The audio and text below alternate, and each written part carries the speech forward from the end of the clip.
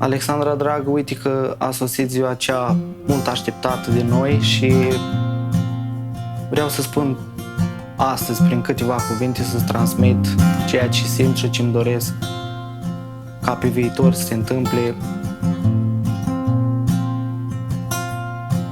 Să formăm cea mai frumoasă familie, să fim sănătoși și îți mulțumesc că ai apărut în viața mea și Doamne ajută.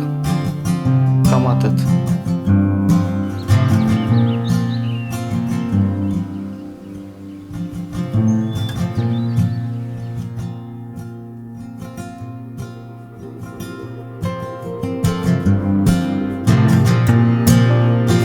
Iată, fiilor duhovnicești, prin punerea mâinilor pe Sfânta Evanghelie și pe Sfânta Cruce, ați săvârșit jurământ înaintea Sfântului Altar, că veți păzi legătura dragostei și a unirii între voi până la mormânt.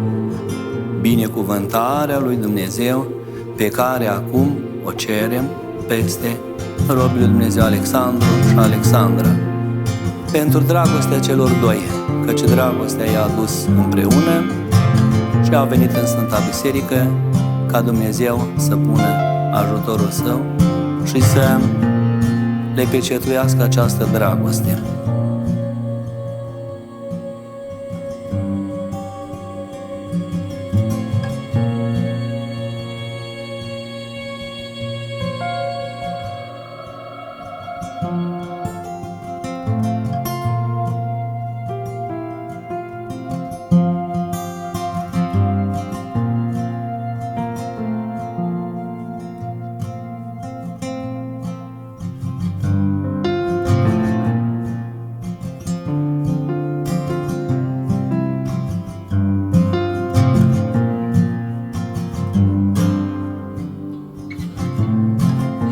Knee-jerk reaction is fight or flight.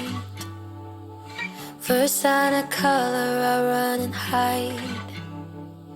But you came like rain on a summer night, and I think you're rewiring my mind.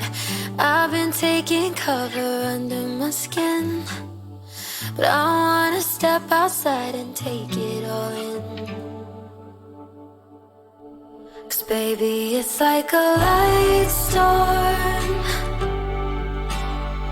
to be yours.